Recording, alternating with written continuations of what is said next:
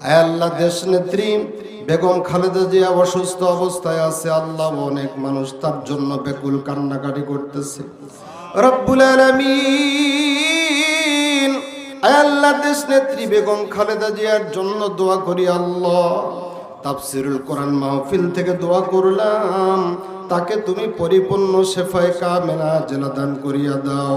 আয় আল্লাহ, তাকে তুমি পরিপূর্ণ সুস্থতা দান করিয়া দাও।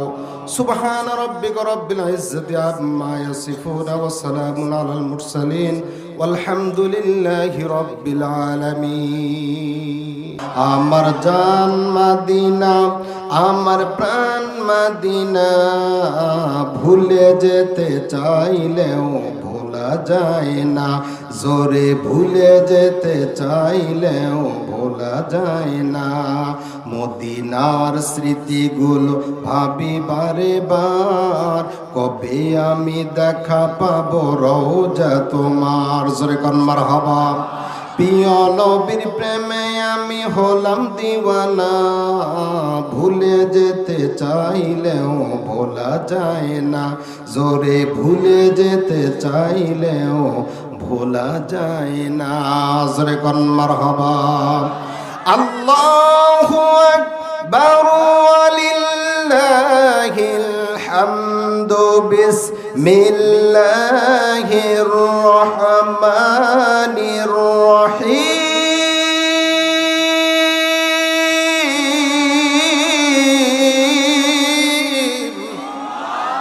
ওয়া মা আরসালনাকা ইল্লা রাহমাতাল লিল আলামিন।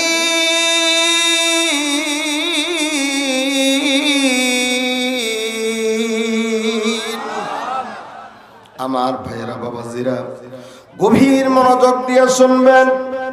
ও বাজান, লম্বা কোনো আলোচনা নয়, সংক্ষিপ্ত আকারে কথাটা আপনাদেরকে বোঝা দেওয়ার জন্য চেষ্টা করতেছি, একটু মনোযোগ দিয়ে শুনবেন। আল্লাহর নবী হলো রহমতের নবী, কথাক্ষণ ঠিক কিনা? নবী রহমতের নবী। এই রহমতের নবী, দয়ার নবী, মার নবী, তার সঙ্গে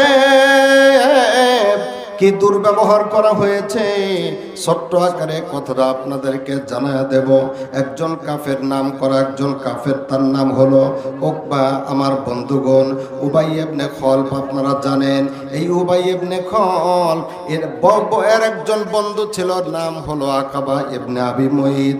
এই কাফের ছিল মক্কার জমিনে একজন সুপরিচিত মানুষের, পছন্দনীয় মানুষের সঙ্গে সামাজিক ব্যবহার করত ভালো। আমার ভাইয়েরা, বাবাজিরা গো,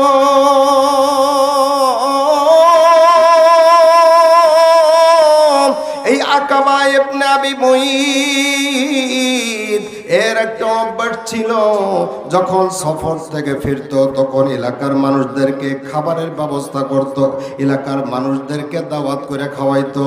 ও বন্ধুরে, এই আকাবা ইবনে আবি মুঈত একদিন সফর থেকে ফিরলো, ফেরার পরে সিদ্ধান্ত নিল এলাকার মানুষদেরকে দাওয়াত করবে, এমনকি আখেরি নবী তাকেও বঞ্চিত করবে না।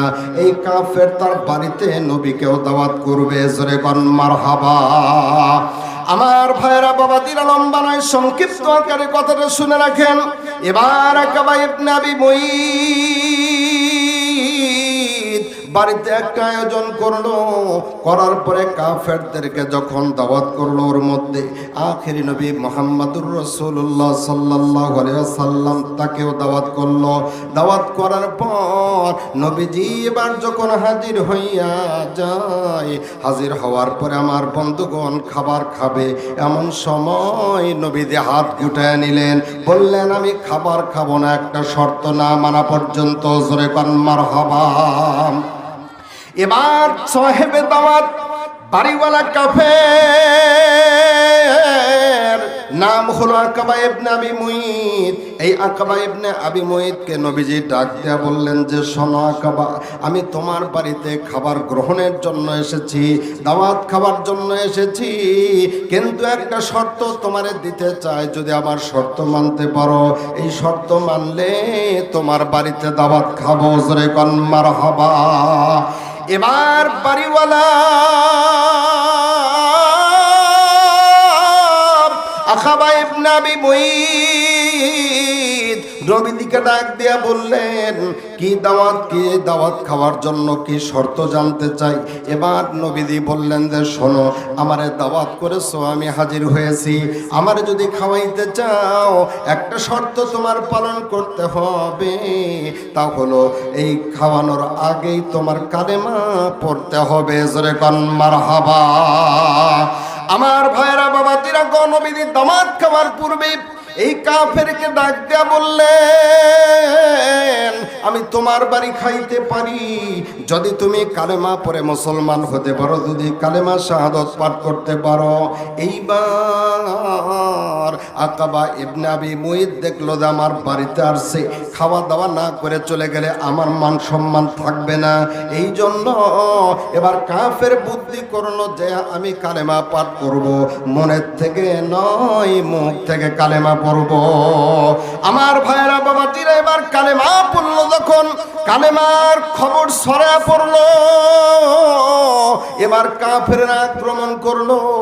কাফেররা এবার আকাবার কাছে আসলো, বলল যে শোনো, তুমি কেন কালেমা পড়ে ইসলাম ধর্ম গ্রহণ করলে?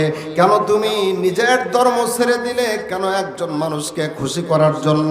এবার বলতেছে যে হ্যাঁ শোনো, আমি এই জন্য কালেমা পড়েছি, এটা মুখ থেকে, এটা মন থেকে পড়ি নাই, আমি আসলে ইসলাম কবুল করি নাই। জোরে কর নাউজুবিল্লাহ। আমার বন্ধুগণ, এবার উবাই ইবনে খালব এবার বলতেছে, আকাবা শুনে রাখো, তুমি মুহাম্মদকে খুশি করার জন্য কালেমা পড়ে মুসলমান হয়েছো।